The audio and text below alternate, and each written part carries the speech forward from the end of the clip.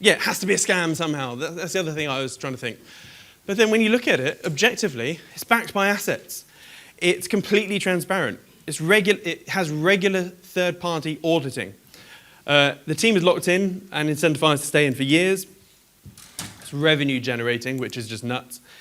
It is tracking to become the DeFi reserve currency. Now, here's the other thing, which sort of alarmed me to begin with, but I think it actually makes sense. There's several phases.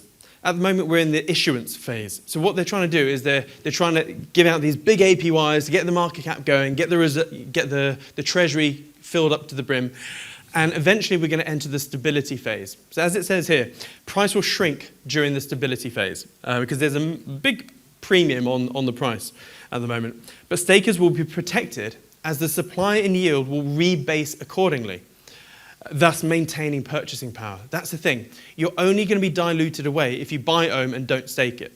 If you buy OHM, because there's so much, there's OHM being generated every day, you're going to be diluted. So if you stake it, you've basically secured your little chunk of that market cap.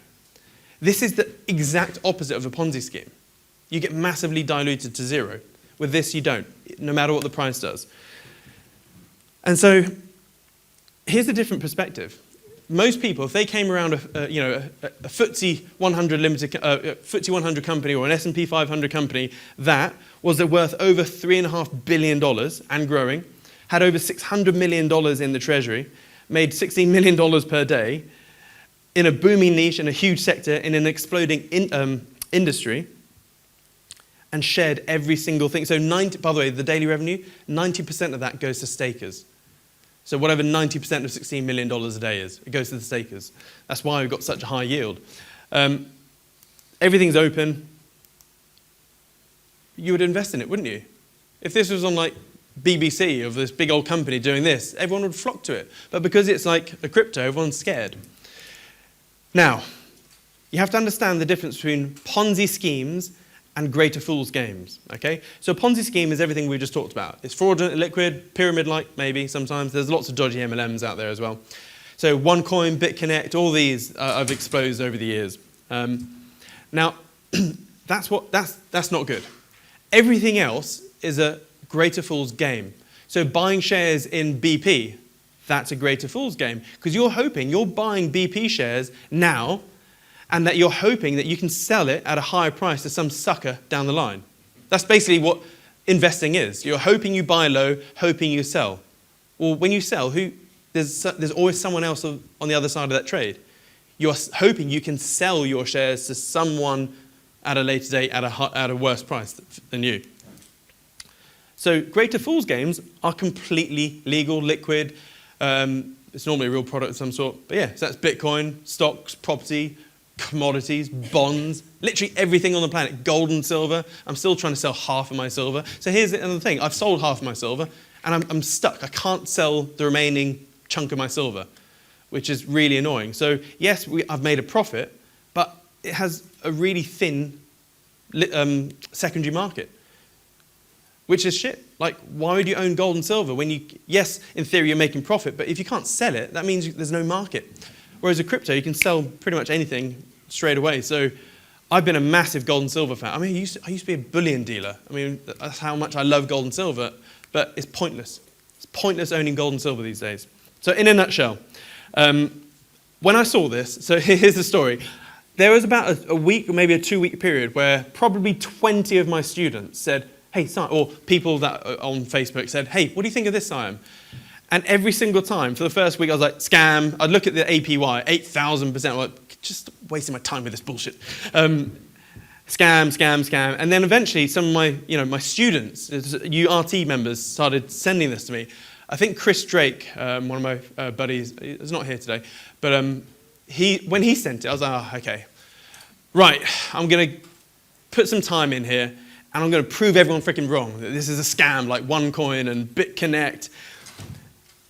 And then after 70 hours of obsessive research, I gave up.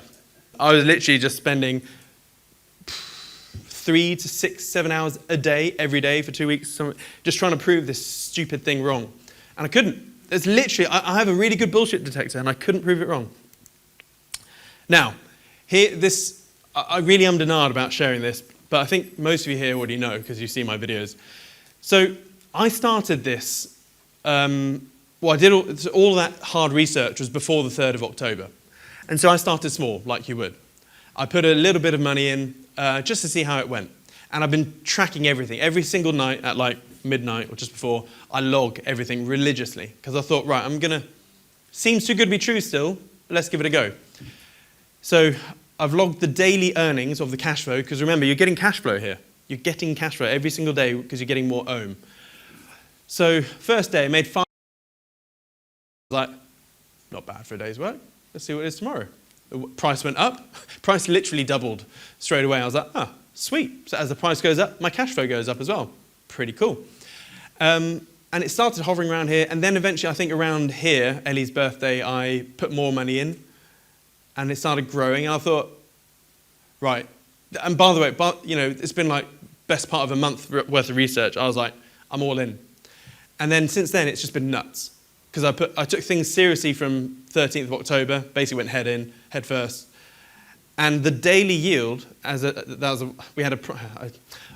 of screwed myself, because I was doing my slides. If I'd waited another couple of hours, I would have got the extra rebase in. So it was actually over 15 last night if I did an accurate thing. But I had barely any of my slides done, so I was like, just take a screenshot. And so the crazy thing is, since the 3rd of October, it's chucked out worth of cash flow, which is just insane, right? But the craziest thing, because since going basically all in around here, in the last 7 days, I've made 100 cash flow. And it's increasing. As the price grows, so does this. So if the best case scenario, price doubles from now, well then I'll hopefully be earning £3,000 a day. But we'll see. All I need this to do is to last till Christmas. We're in boom season with crypto right now. November is always the crazy month, as in upwards month. I like to call this Ohm-tober. And then, Ohm-vember next month. So, so if we last till, Christmas time, I would have doubled my whole portfolio in terms of Ohm anyway. So that's pretty cool. And so here's a screenshot as of last night. Probably the day before. So what I've done is I borrowed, over the last, 6 months or so, I've borrowed a whole bunch of money. Because remember, money, or a loan is nominal. If you owe someone 100 grand, you owe them 100 grand, right? Regardless whether you're earning £10 an hour or 100 quid an hour. And so I'm doing a little capital arbitrage play here. And so I've given up trying to do this because as I keep adding more in, I can't figure out what my cost basis is without spending a few hours. But yeah, this is growing, and so too is the daily cash flow. So what this means is I can pay off all of my debts in a very short period of time, and I'm hoping by Christmas I pay off everything. I don't want to owe anyone a penny. And then I'll still have the capital intact. So if I'm earning, say, 10, 20 grand a day, I can pay off, say, 100 grand loan in 10 days. So I'll just save up for 10 days and pay off a debt. Save up for 10 days, pay off. But obviously everything is relative. Everyone has different digits and zeros, right? So don't look at this and go, oh my God. Like if you have 5,000, sorry, I'm going to dox you here, Ellie. We put some of it, Ellie's whole crypto pot into Ohm, I don't know, a week ago? So we put, $11,000 in, something like that, and Ellie's making £3,000 per month. Or is it £120 a day, is that? Something like that? Has it gone up? Check you out. So Ellie's basically just got another job just by putting $11,000 in, as in another job's worth of income. So this is my plan, get to a level where I can draw some daily profits without hurting the principal, pay off all the debts, and then once I've paid off all debts, I can start doing personal projects like setting up my school. My school needs 30 grand a month of OPEX, operational expenditure. And that, I got hit for 6 in 2020, 2021 with some of the businesses. So I can do all sorts of fun stuff. Now you're probably thinking, oh, good for you, Simon. But there is a great learning point and a little hack here. So, whoopsie daisy. In business, a lot of business I see are in a downward spiral, okay? And this downward spiral maybe started off by some unforeseen event, lockdown or whatever. And so you get a kick in the balls, and then people react to a kick in the balls or kick in the boobs. I've got to be equal these days, right? So, and then you make poor decisions. So people then go, oh, okay, I'm going to cut staff. Or when you cut staff, you lose valuable resources and knowledge and help. And so, and then you stop your marketing or sales, and then you end up in this downward spiral to the point you go bust. So if you're in business, you must be obsessive of outward expanding spirals, not downward spirals, okay? So whenever I make a decision, I literally, for a split second, think to myself, is this a downward spiral activity or action, or is it an expanding spiral? Eventually, you'll just train your brain just to instantly know. And so you've got to work on expanding spirals. And so here's the thing. You can apply your own profits to business, and you can boom your business. So you always need, I like bolting on assets and squeezing each asset into things. So you have some business capital, right? Or some business profits. Plonk it into Ohm. Ohm is going to give you cash flow, and you can use that cash flow for adverts, marketing, salespeople, business development managers, whatever you want. Whatever gets you money in your business. More ads means bigger profits for your business. Guess what? More profits you can dump into Ohm. Interesting cycle here.